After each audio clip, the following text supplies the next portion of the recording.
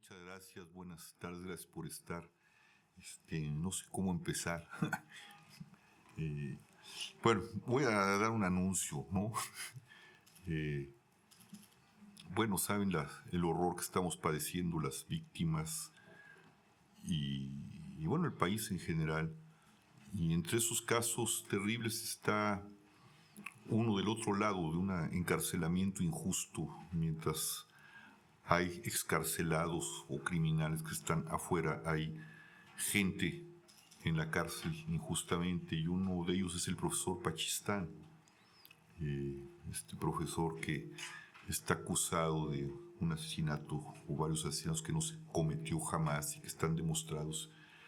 Y va a haber un acto de solidaridad el miércoles 19 en la explanada de Bellas Artes. Lleva ya a las 10 de la mañana, ya cumple 13 años de estar injustamente en la cárcel. Y bueno, hemos hecho todo lo posible, las organizaciones de derechos humanos y muchos intelectuales y poetas por la liberación de Pachistán. Y bueno, estamos haciendo ya el último intento, el último empujón fuerte para que pues se logre su excarcelación y si es posible, bueno, que ya lo veamos libre, porque le quitaron ya 13 años de su vida en condiciones bastante miserables, ¿no? Eso para empezar el anuncio que me pidió su hijo Héctor, ¿no? Que lo hiciera. Bueno, pues gracias al péndulo, muchas gracias a Elena Enríquez, a Marcelo Uribe, que hicieron posible en ERA la publicación de Vestigios, ¿no? Es un libro, pues mi último libro de poesía. Fue escrito pues antes del asesinato de mi hijo y de la tragedia que vivimos personalmente. Y tenía curiosamente estas cosas terribles que suceden con la literatura, que suceden en una simultaneidad de tiempos extraños. Y llevaba el nombre de Los Restos, ¿no? Y eran justamente los restos de un montón de poemas que había allí, ¿no? Lo que quedaba de ese largo camino, y que iban a abrir un nuevo momento literario, un nuevo momento poético. Y por desgracia sucede en Filipinas. Me había invitado, aquí está el ex embajador que me había invitado, Tomás Calvillo, un poeta, amigo entrañable, donde recibí la noticia horrenda. Y ahí justamente escribí el último poema con el que cierra este libro. Y yo no quería publicarlo, de hecho, ¿no? Fue gracias a la insistencia de Marcelo Uribe y de Elena Enríquez que se publicó, ¿no? Me pidieron con justa razón cambiarle el título, ¿no? Porque por motivos obvios, ¿no? De todos modos, el último poema con el que cierra se llama Los Restos, y después cierra con el poema de mi hijo, y le pusimos vestigios, y justamente el sentido de esos vestigios es lo que ya quedó de una obra de casi 30 años, los restos, lo que quedó de una aventura poética. Y pues me pidieron más bien hacer esto como un diálogo. Yo no sé si quieran que lea un par de poemas y dialogamos, o abrimos la mesa y me hacen preguntas, o no sé por dónde quieren que jalemos. Sí. No he visto propiamente, incluso yo le pedí a Marcelo, le dije, lo único que te voy a pedir, le tengo un agradecimiento inmenso, es que no quiero lo que siempre he hecho y lo que generalmente hace un escritor con su obra, leer galeras y cerrar edición junto con los editores. Yo dije que no quería verlo, por primera vez en mi vida no seguí el proceso de la edición del libro, y le pedí a Marcelo Uribe, que además es un espléndido editor, es un gran poeta, que me hiciera el favor de cuidar la edición, cosa que sé que lo hizo con mucho cuidado. Incluso Los poemas estaban, por obvias razones, con notas al pie de página aludiendo a de dónde venían ciertos versos o de dónde venían ciertas cosas. Y de hecho la puso al final con mucha inteligencia editorial y la cuidó él, realmente el trabajo editorial completo. Yo no lo he visto, ni siquiera lo he vuelto a leer. Y voy a leer de lo que recuerdo. Abro con el primer verso, con el primer que se llama Época. Y es una alusión de un poeta que termina también en el silencio, uno de los primeros poetas que se sumen en el silencio, porque es un tema, el silencio de los poetas es un tema moderno, yo creo.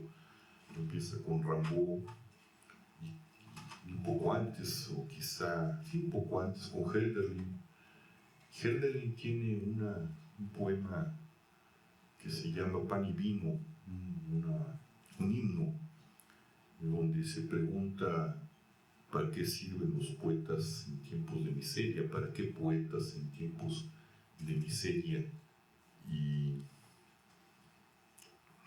justamente ese poema que analiza Heidegger después dice que justamente es un tiempo de advenimiento. Y el poeta justamente termina Hölderlin en un silencio, al final de su vida termina pronunciando unas extrañas palabras. Voy a leer ese poema que hace alusión también a esas extrañas palabras. Ya ni siquiera le decían nada a los que lo iban a visitar, más que dos palabras que decían palaksh, palaksh. Era lo único que pronunciaba. Dicen que eso quería decir a veces sí, a veces no, pero en realidad era un lenguaje oscuro, un lenguaje. Y a partir de de Pan y Vino, donde anuncia una época de oscuridad de alguna manera, ¿no? Es decir, de la ausencia del Dios, la ausencia de los significados y de los dioses, la noche. Y yo un poco pensando en esta reflexión, escribo este poema que se llama Época, y tiene un epígrafe de Lucas 15:20 que se refiere al pasaje del hijo pródigo. Y dice este versículo: y levantándose, partió hacia su padre. Intentamos volver, de las ruinas volvimos cada tarde, de las ciudades intentamos volver, esperamos volver. Bebíamos entonces, gozábamos tus ojos, la oscura lumbre de tus ojos bebíamos. Desde entonces intentamos volver, recordando, esperamos volver cada tarde. A veces reconozco el aroma del vino de la infancia, el sabor del hogar, el libro abierto. Había siempre un libro donde entonces bebíamos tus ojos, comíamos tus ojos. Desde entonces volvimos, intentamos volver desde las ruinas de la ciudad volvimos, esperamos volver recordando tus ojos, la negra oscura lumbre de tus ojos, rogando por nosotros, rogando por nosotros. 2. En invierno volvimos, mitad atados, medio libres también regresamos a casa. Junto a las flores rotas, entre restos de cena están las migas, los olvidados coros de la noche perdidos en la juerga. Nada hay, nadie hay, donde nos aguardabas y serviste la cena, sino la larga esclusa de esta noche y la delgada estría de tu estancia, arrancada la ausencia en medio del desastre, un fragmento de pan y los restos del vino. Este poema se llama La caída. Estábamos desnudos y éramos nosotros. Las cosas en el cuarto, el florero, la mesa, el agua, el pan, el vino. En un diálogo mudo hablaban nosotros. Todo ardía de luz y se correspondía cuando dijiste yo y caímos desnudos como un saco de plomo en la múltiple oscura presencia de las cosas. La anunciación, la tradición a la que pertenezco, el cristianismo, es un tema que siempre me ha causado mucho impacto, siempre he meditado mucho sobre ese fenómeno donde el ángel se aparece a la Virgen y anuncia la llegada del Mesías, ¿no? Tema que he tratado en varios momentos, ¿no? Y cada uno se llama la Anunciación. Esta es una cuarta anunciación, se llama Cuarta Anunciación. Hay un café en Cuernavaca que frecuento mucho, que se llama el Café del Gringo, y sucede ahí, recordando a Milosh en el Café del Gringo, mientras bebo un espresso y fumo un delicado, contemplo como él sus torsos, sus escotes, los pies en las sandalias, el resplandor desnudo de sus muslos. Ya no estás en edad, pinche viejo chirrisco. Resuena en mis adentros la voz de una muchacha que desdeñó a un amigo. Y sin embargo, en el Café del Gringo, no hago otra cosa que lo que siempre he hecho cuando a mis 7 años el cuerpo de María, la espiga de su piel se enredó con mis ojos. Desde entonces oí eso, una extraña pregunta ante el decir oscuro de sus hombros desnudos, de sus labios sin tiempo, de sus pies que equilibran entre el cielo y la tierra el resplandor exacto de su vientre y me hacen amar todo, una desgarradura, mitad contemplación y mitad apetito, ante el blanco estupor de una puerta entreabierta. Yo sé que cuando muera, lo sabía Milosh ese día en Minneapolis, por fin habré entrado y libre de estos huesos que desean y duelen, tocado en el vacío, contemplaré en mi carne lo que ellas balbucean en el Café del Gringo y sentiré sus hombros, el sabor de sus labios, el gozo de sus pies sobre sandalias, el cobalto del cielo, el sol, la arena, el agua, lo que ha amado del mundo por María. Este es un salmo para una quinta anunciación, cuando todo se borra y nadie sabe nada. Encuentra en sus ojos a María, la extranjera, la madre que perdimos en la noche del tiempo. Diles que allí en sus ojos ella habita con su estirpe olvidada, Eva, Ana, Ruth, Raquel y Marta. Diles que allí en sus ojos sus hijas levantaron sus tiendas, las Marías, Gertrudis, Catalina, Teresa, Concha, Edith, Simón y Clara. Llámalas como en Egipto, a que salgan del agua y testifiquen que poseíste a todas cuando ella dijo sí y yaciste a su lado con el ángel.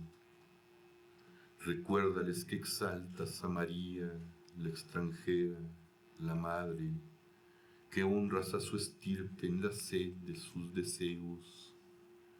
Diles a todas, escuchen, yo habito en sus vientres desde entonces. Visita, delante de la mesa, donde la vela siempre está encendida, estamos frente al otro, invisible de luz. Mi oído relumbra de ti y mi lengua en el tuyo. En la íntima noche de nuestro abierto párpado, el pan reluce sus dorados, el vino sangra de destellos la noche, y en la palabra tú nos separamos enlazados.